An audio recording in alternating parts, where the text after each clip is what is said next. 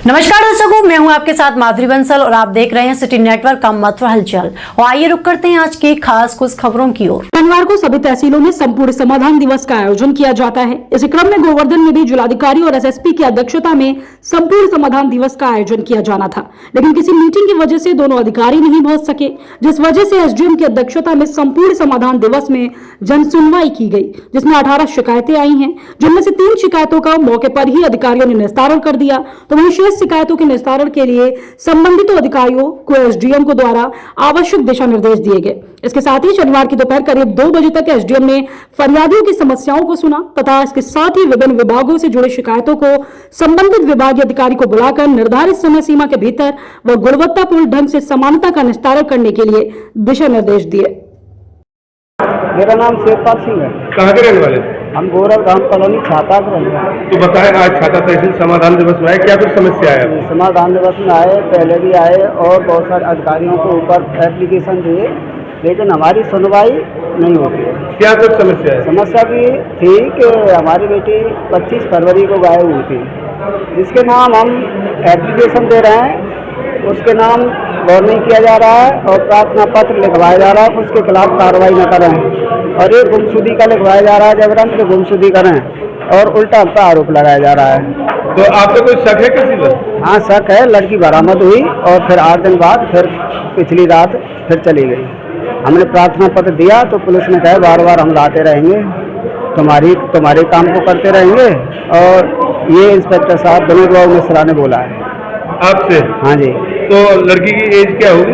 लड़की की एज है 18+। 18+। तो लड़का क्या नाम है लड़के का? लड़की का नाम है खालिद। खालिद? हाँ। यानी मुसलमान है? मुसलमान है, मुरादाबाद के गांव का रहने वाला है। वो मिलक है, सरदार नगर थाना भोजपुर पड़ता है, सिरसरा चौकी पड़ती है। वहाँ से पुलिस ले गए, वहाँ ये कस्बा इंचार्ज विजय बाबू बता रहे हैं कि लड़की के बयान लेके आना है, लड़की बरामद करनी नहीं है। जब वहाँ के पंकज राठी है चौकी इंचार्ज, उन्होंने हमारी सहायता की, सब भाग गए, चादर ताऊ परिवार, लड़की लड़का औरत सब भाग गए वहाँ से पुलिस को देख करके। दूसरे दिन जब पुलिस ने दबस दी और कार्रवाई दिखाई, तब लड़की को लेकर आए। विपक्षियों के खिलाफ कोई कार्रवाई नहीं की, इसलिए लड़की को उल्टा हमारे खिलाफ भड़काया कि घर वाले तुमको मार देंगे।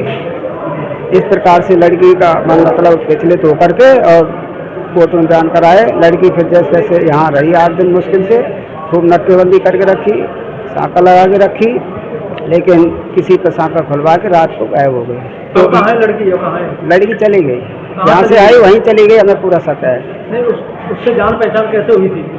ये हम वहाँ रहे थे बलम्बर में, वहाँ राजमिस्त्री में काम किया था, यहाँ भी काम किया था उसने हमारे पास 1.5 महीने, और अच्छा काम दाम अच्छा किया, उसकी अच्छी व्यवस्था रहने सहने की सब की, लेकिन ये काम जो उसने किया है बहुत सारा गलत किया। आपका जान पहचान वाला था? जान पहचान वाला था। तो अब आपका कोई मदद के लिए प्रशासन तैयार नहीं है? नहीं, तैयार नहीं है। सीधी कह दिया है विनोद बाबू मिश्रा ने, जो ऐसा चाहता है कि हम आपकी कोई मदद नहीं कर सकते। मेरे पास रिकॉर्डिंग भी है उनकी।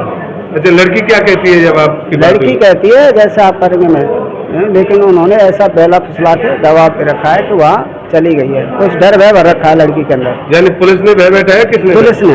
पुलिस ने भय? हाँ, अलग अलग वहाँ से तो लाए कि हम इसको सही हिसाब से करेंगे सेटल, और आपका आरोप है कि पुलिस ने लड़की पर दबाव बनाया है? हाँ जी, पुलिस ने दबाव बनाया है। एक बार पुलिस ने लड़की को मारपीट भी की, हमारे घर चोर आ रहे तो उसकी हमारी सुनी नहीं, उल्टा मुझे बैठा लिया। लड़की ने मेरे पक्ष में बहुत सारे पुलिस से बहस की, तो लड़की ने 25 पट्टा पूजा नाम की कांस्टेबल ने लगाए। तो जैसे लड़की आपके किसी दूसरे धर्म के लड़के के साथ में गई है, तो उसने धर्म परिवर्तन कर लिया क्या? नहीं नहीं, ऐसा कुछ नहीं। क्यों? उसके साथ में लगातार रह रही है? लगातार रह रही है, लेकिन उसने न किया कुछ, ना कोई। आपको कैसे पता है? हमको पता है, सारी चीज़ बताई उसने। 8 दिन रही, सारी चीज़ बताएं। दूसरी घटना 27 फरवरी को हमारे साथ 1,09,000 रुपये लूट की हुई। एक हमारे पास किराएदानी रहते हैं मियाँ बीवी, उनके साथ छेड़छाड़ और मारपीट भी की गई। उसका एप्लीकेशन हमने सभी अधिकारियों को दिया, लेकिन उसकी भी कोई सुनवाई आज तक नहीं हुई। सर बताएं, आज छाता समाधान दिवस में कितनी शिकायत आई है, कितने का मौके पर निस्तारण किया? आज के समाधान दिवस में कुल 23 शिकायतें प्राप्त हुई हैं, जिसमें कुछ राजस्व विभाग की हैं, कुछ पुलिस विभाग की, कुछ विद्युत विभाग की एवं कुछ अन्य विभागों की हैं। इसमें 4 का निस्तारण कर दिया गया है तत्काल, और शेष के लिए जो चक्रोड जैसी समस्याओं के लिए टीम बना के निस्तारण का किया जाएगा। सर ये नाली निर्माण चल रहा है छाता में पानी निकासी के लिए बार बार टूट रहा है, ये इतना घटिया तरीके से इसका निर्माण किया जा रहा है, क्या कहेंगे उसके बारे में? हम इसकी पुनः जांच करा लेंगे। अगर कोई निर्माण इस तरह का है तो उसको संशोधन करके शिकायत करके उसका निस्तारण कराएंगे। सर जैसे कि अतिक्रमण की बात की जाए, आपका तहसील गेट है मुख्य द्वार अंदर की तरफ, यहाँ खुद ढकेल वाले अतिक्रमण लगा कर रखते हैं। इसकी हम एक टीम बनाकर ईओ साहब के साथ संयुक्त अभियान चला लेंगे। अगर ऐसा है तो ढकेल हटवा दी जाएगी।